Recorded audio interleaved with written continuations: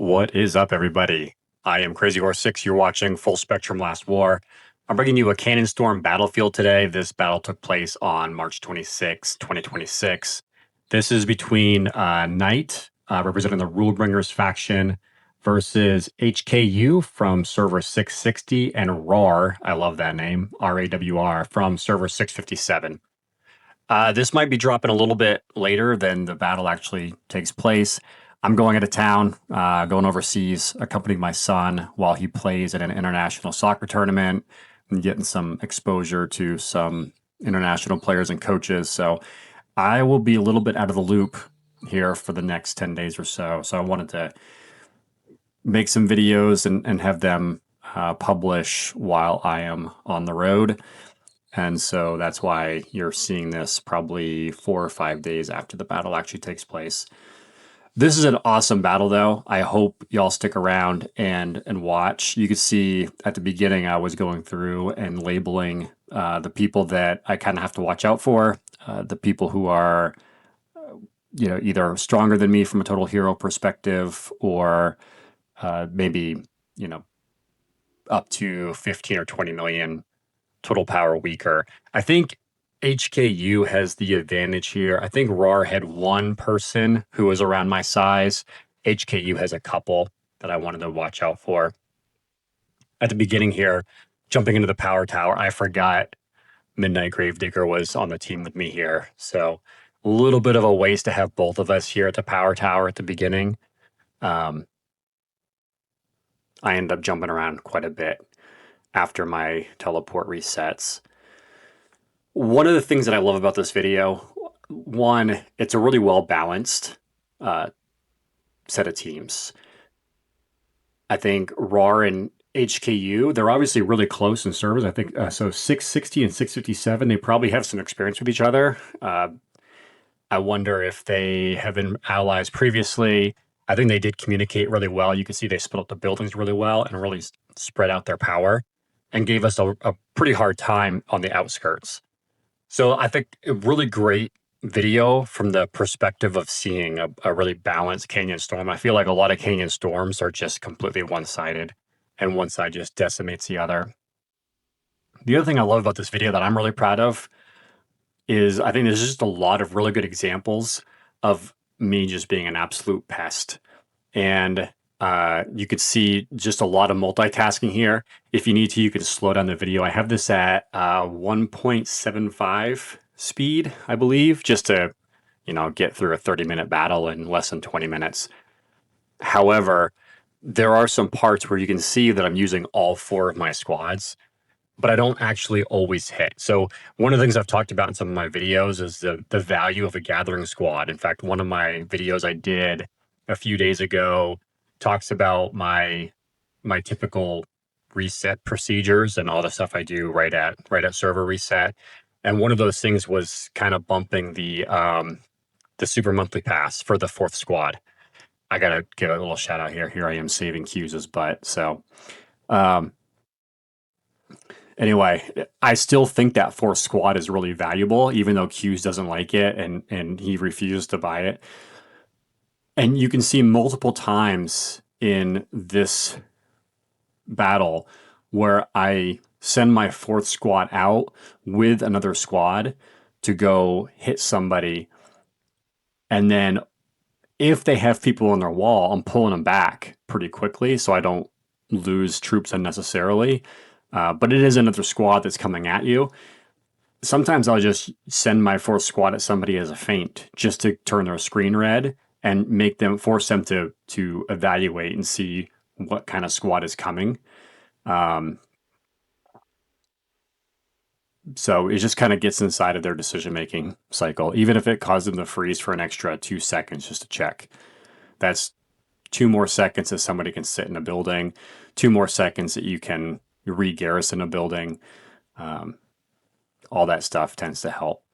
This was fun right here. I love hitting people on both sides of me at the same time.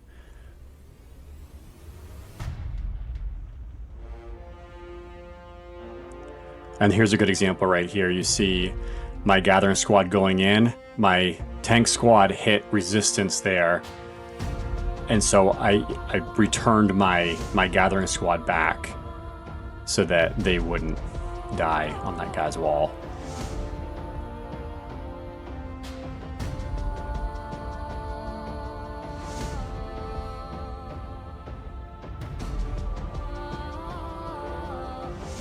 And I didn't pull them back fast enough, and you see I got 588 kills, but now my gathering squad's going back on fire.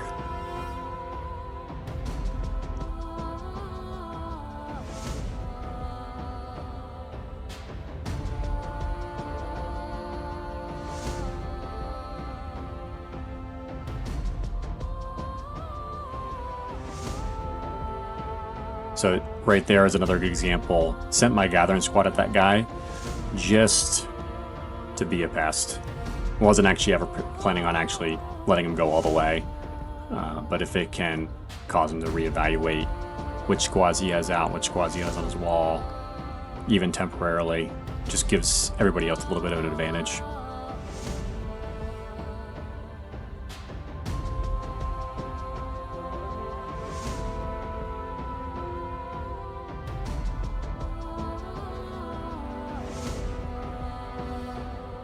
And see the gathering squad was able to hit and take some durability damage down once I realized that he didn't have anybody on his wall.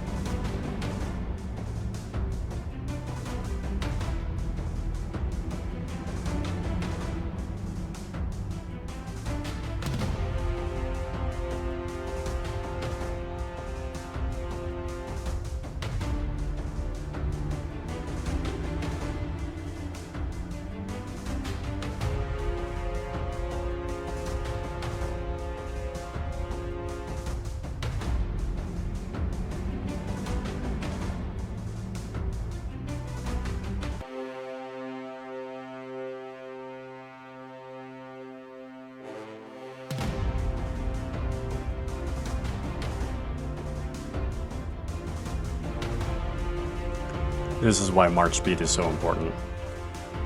So I know I can only get that guy with my air. I know my tanks can't take his air. Left my air at home, killed that guy, and then granted he is on fire, so that makes him a little bit slower, but then I can send my air back before he ever makes it back home. Take a little more of his durability. Then he decides to give up on me. And I know that while his air is out, I can send my tanks at him. And he goes.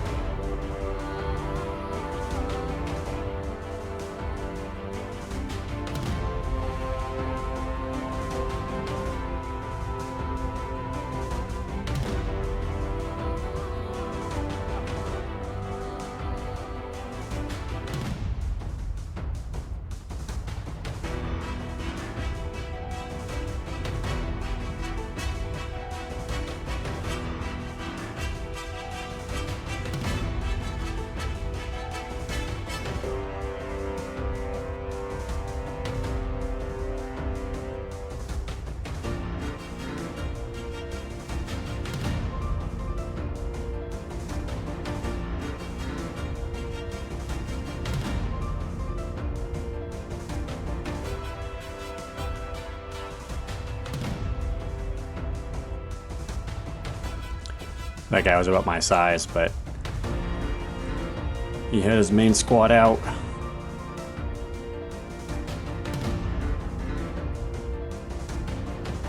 Then he comes back. I think he's mad at me. This is where you got to be careful not to let your ego get in the way of the buildings are the most important part in Canyon Storm. And that's true in Winter Storm. It's true in Desert Storm Battlefield. It's, you know, kind of true across the board.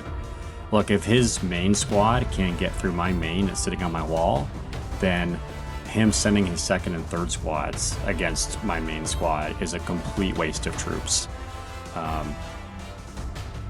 You know, if you're sending your main up against somebody and you're killing 1.5, 2, 3 times more troops per hit than you are, and you're still coming back burning, that's not a terrible trade-off. You know, you can definitely, attrition is a real battlefield strategy in these 30-minute long games. I don't think it works that well in Winter Storm. They're too short. But in a 30-minute long Canyon Storm or Desert Storm, knocking out somebody's troops and attriting them is a legitimate strategy. So I sometimes do that. If I know I can pick on somebody and I can kill 2 or 3 times more troops than they can with my main squad, then a lot of times I will do that and I'll pick on them. But we got to remember that the buildings are the most important places where you score points, and it's certainly not worth sending squads that I went back and looked at the battle reports. I don't have them up right now on the computer, but I want to say that I was only losing maybe a few hundred troops when he was hitting me with his second and third squads, whereas he was losing 2,700 to 2,800 troops for the second and third squads. That's not a great, like, mismatch there. And so, I say this as a public service announcement, especially for my alliance. Look, you see me when I fight, I will often send multiple squads at the same base. But usually it is a squad that I feel confident could get through a garrison if they had a garrison on their walls. And then my gathering squad that I can pull back if they do have a garrison. If they don't, then that's just extra durability damage that I can do and knock them out of the fight faster.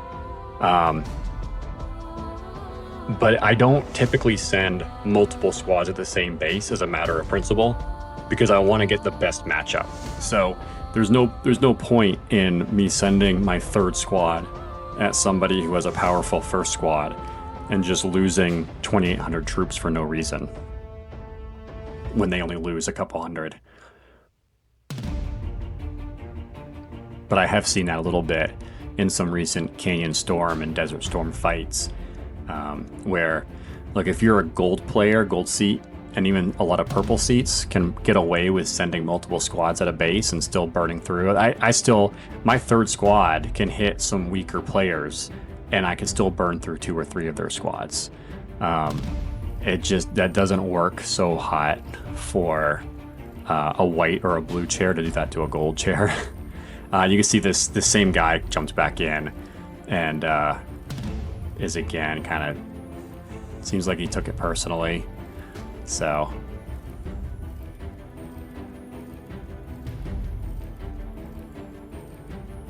again, sending multiple squads, and all I have to do is wait for him to one squad to leave, and then you see I noticed he didn't have a garrison, so I just sent my gathering squad to take down his base durability there.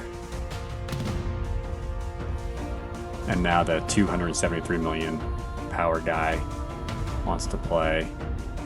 I've noticed he's isolated there, doesn't have any protection.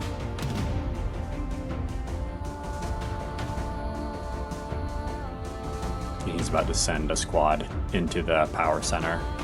And oh, no, one at me. So as soon as that happens, now this is a good time to go with multiple squads. So I got 2 good hits on him with my first and second. So I know that my second squad is more powerful than his second squad now. And that is going to play in as an advantage here in a second, you'll see.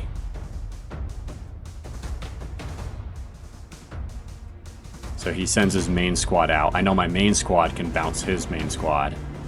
And so every time he sends his missiles at me, I send my air back, and there he goes. I am getting a little low, so I can't fight with multiple troops or multiple squads with that low. But he's back again.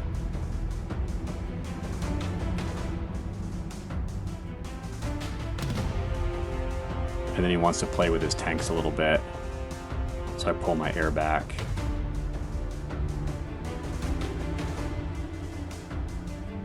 He's trying to break through.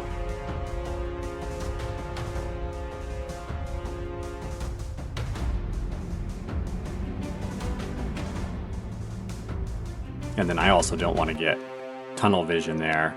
So I went ahead and sent a couple squads at the power tower.